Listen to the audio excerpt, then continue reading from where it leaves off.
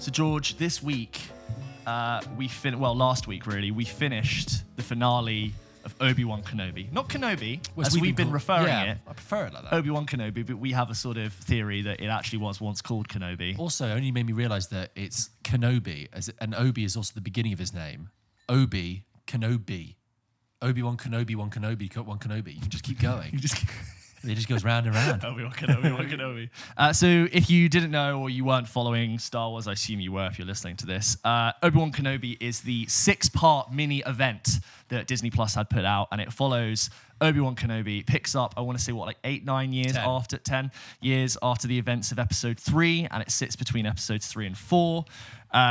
And basically you find Obi-Wan Kenobi living on Tatooine and watching over a very young Luke Skywalker who's a kid, and you've got Joel Edgerton playing Uncle Ben. He's Kenobi's Ben. He's Uncle Ben Kenobi.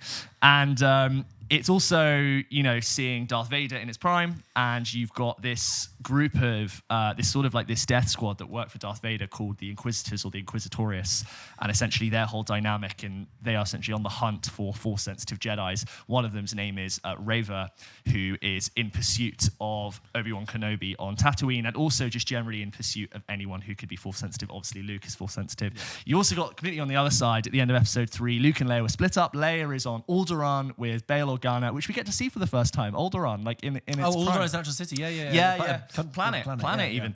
And blown to shit soon enough. Oh god, yeah. All gone. I saw that opening shot of the city. I was like, very pretty. Gonna be ash in a few years.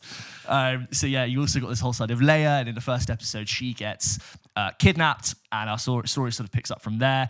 I don't think I'm going to run through the whole plot right now. No, but she gets kidnapped by Flea from the Red Hot Chili Peppers.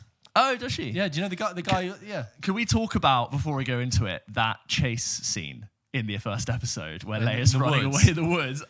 It was the one thing I thought felt really old school, cheap budget TV. Yeah. It was 3 times. Yeah, I know. It was 3 times longer than it needed to be, and the editing of when a tree hit someone. Oh no, a tree's in the way. Oh, and turns direction over here. Oh, yeah. It was really quite something. But yeah, so we had seen the first few episodes as they came out. They released it weekly, and we thought, let's just save our opinions for when this is over. For a spoiler discussion. So I think how we'll do this, like we do other spoiler discussions, we're going to do the first half of this spoiler-free, give some broad impressions of the series as a whole, and then I think we'll give you a good spoiler warning, and then we'll go into some specific plot details towards the end. George, the 6-part mini-event of Obi-Wan Kenobi, on the whole, how did you get on with it? I think it's fine. Yeah. Nothing more, nothing less. What it has going for it is great performance from Ewan McGregor. Always, can do no wrong. Always great, good in everything. When the time comes, the boy must be trained. Yeah, Leia, get out of here. It's Alderaan. Like you trained his father. Oh, yeah. Great. And you have a nice stitch between the prequels and the original trilogy. I like that. I like this idea of Jedi's on the run, the Inquisitors going out to get them, life under the Empire is rubbish, all that. What has on the other side is awfully generic dialogue. Really, particularly for Darth Vader. Really, I will destroy you and I will hunt you. Really broad generic dialogue.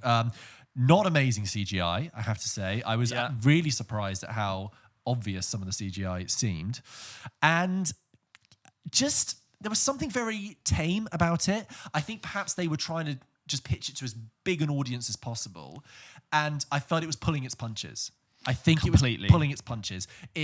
There's no kind of grit or something to really ground it. It's very tame and soft. And you mentioned that chase with Leia in the first episode. Yeah. It's just it's a bit limp. It's almost like it's a run through, a dress rehearsal for the real thing. I don't actually have a problem with the story. The story all makes sense. I love Kenobi all sort of torn up about and traumatized by what happened with Anakin. He feels like he let him down, and then he discovers that Darth Vader is Anakin, and Anakin survives. That's a cool moment. That's a cool moment.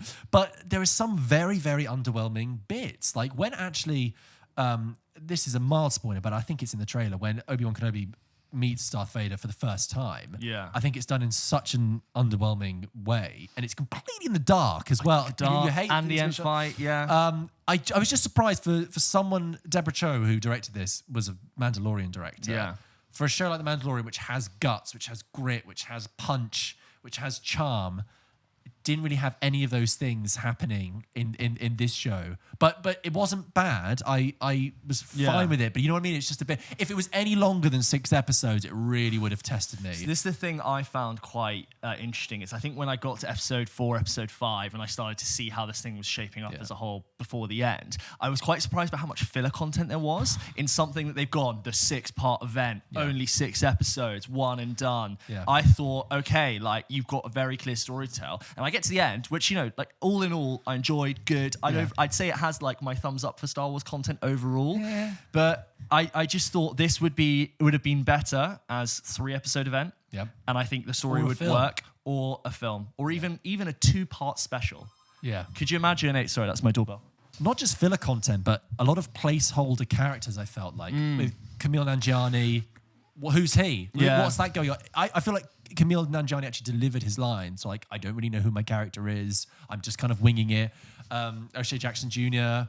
kind of just in there. And I wanted more of Rupert Friend. Yeah. Is the Inquisitor. Yeah. I mean, this might be a bit of a spoiler, but can I just say... We'll save it for spoiler talk. I'm going to save it for spoiler talk. I think. Should we go into spoilers? Because a lot of what I have to say, I think, is. Let's do it. Should we go into spoilers? Okay, so that's our rough opinions. Please go watch Kenobi if you haven't read. It's quite brief. I think a lot of my problems with it are sort of plot related and what it does and doesn't do. Spoiler warning for Kenobi. Right, George. What was your point? I was going to say, when I was a kid, James, when I watched Star Wars as a nipper, if you got run through with a lightsaber, you were dead. No one dies anymore. My understanding was a lightsaber could bloody kill you. It was lethal. And 2 characters in this get run through with a lightsaber like Qui-Gon Jinn did. Yeah. And they're fine. No, so you have to like they run are it able through. to, You have to go like do a cross section. So the person, like, if you just go in, it like does the lightsaber cauterizes the wound. Even if it's cauterized, you've gone through so much the stuff. Spleen, the liver, blood. I mean, cauterized. So the third sister stabs the Inquisitor. Okay, and then also later she's stabbed by Darth Vader, and both fine. Why do they need to bring the Inquisitor back? Did the first Inquisitor have a Vader breathing suit apparatus afterwards? I can't remember if he did or didn't. I can't remember either, actually. But also, why did he need to come back? He didn't do anything when he came back. Here's my thing. I really liked the character of Reva. I thought she had interesting arc, which I think the series was kind of missing. It was pondering. I think I liked the way, you know, Anakin event. She remembered that Anakin was Darth Vader because of that sort of memory connection to the Force and the memory of how he stabbed her. I still think maybe the stormtroopers would have been calling him Lord Vader by that point, and she should have heard when in Order 66, but whatever. I think with the Inquisitors in general, I was really excited. He's not called Lord Vader until he's in the suit. Are you sure? Lord Vader, rise. Remember that bit? He's like, no, you will now be known as Darth Lord Vader. And he just comes up with it. When he kills Mace Windu, that's out when Palpatine christens him. Windu out the window. Windu out the window. Say, you shall be called Lord Vader. Like he just what? Why you talking like this? It is. It's how he talks. It's like you think that Vader would be such a cool origin for them. Came up with it. Yeah, sure. There you go. Okay. Anyway, I thought that maybe she would have remembered that, but I thought the Inquisitor. I was so glad we got like a live action version of the Inquisitors because they're usually a really cool story. I do kind of feel like their infighting wasn't the coolest way to show them off, and I feel like Darth Vader needing to like challenge them and what they were willing to do for him was also a little bit untrue to who the Inquisitors are. I thought established before this series, Reva would have already done despicable things like kill children before this show, but she was sort of unwilling to do that at this point. I thought like that wouldn't have been in question for a long time if you were part of this death squad. Sort of deep cover, I think look, what I think the main problem I have with this, and I think I could see it coming, is that Obi-Wan ends the series in pretty much the same place he starts it. Wandering off into the desert to be a guardian, but this time he's got Qui-Gon.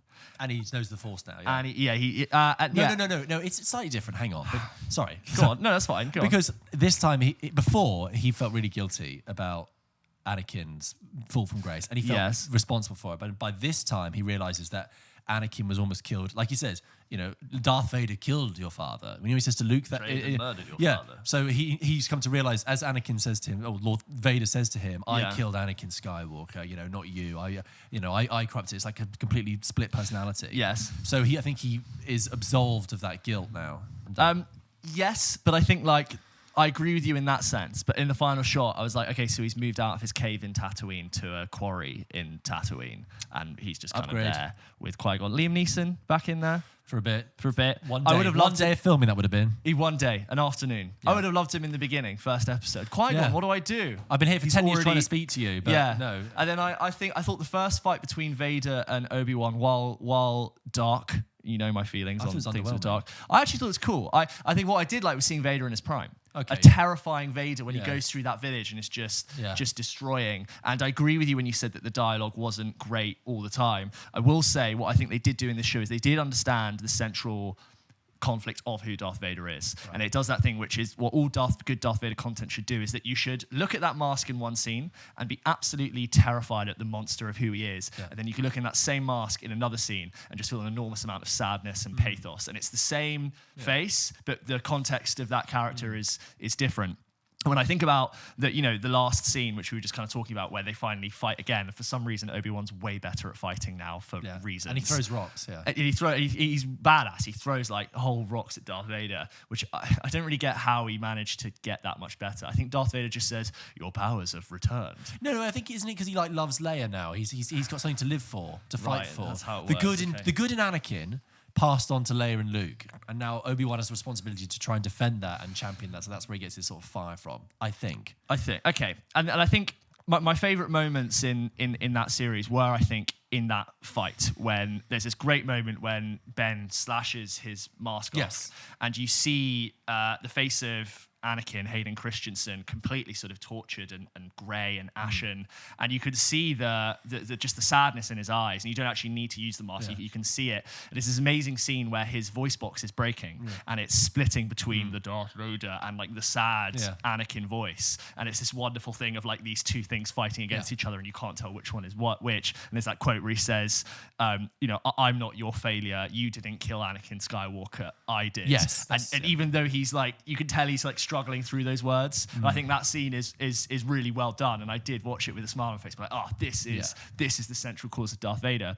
The problem with that fight, cool as it is, dark as it was, is that I remember when I'm watching Return of the Jedi, right? The final throne scene. That scene with the three of them, Palpatine, Luke, and Vader, is so good and it's so tense because Palpatine, Obi-Wan and Vader, you mean?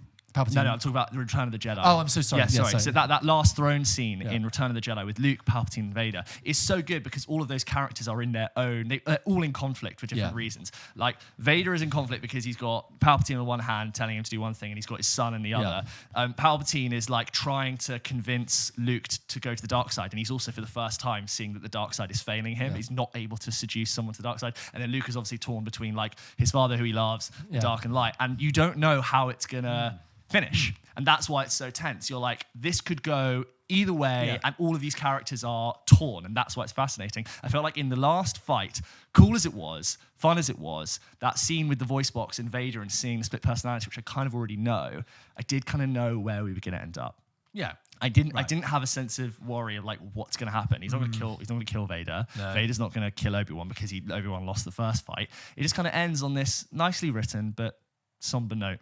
Bit of a cul-de-sac. The whole series is just sort of a tripping little tale. And every single episode, we talked about it being filler, I was a bit we'll just save it for the last episode, won't they? Yeah. And every single episode, I was we didn't get that again. So I guess in the last episode. And then the last episode is just there. Yeah. So not bad. Like I said, fine. I think it was fine. I think it could have been stronger. It wasn't a disaster. No. It was what it was. Ewan McGregor can still do no wrong. Oh, great. Yeah. Did the hello there annoy you? No, I liked that. And I liked when he did have the fight with Darth Vader, he had tears in his eyes. And he was I'm so sorry. Yeah. And, the accent after a while, but he's just trying to do what he can. He swayed slightly into something. You sound like George Harrison. You sound like George Harrison. I don't want to go up on the roof. I don't want to go up on the roof. Or whatever. The time cut. Yeah, I'm going to George Harrison. Anyway, it was okay, but I still think The Mandalorian was better. I agree. Did you like Kenobi? Did you like it more than us? Did you dislike it more than us? Let us know. You can write into hello@popkitchenpodcast.com. I'd actually be interested to hear what more people thought of this because I feel like it might be slightly mixed. But either way, I'm happy.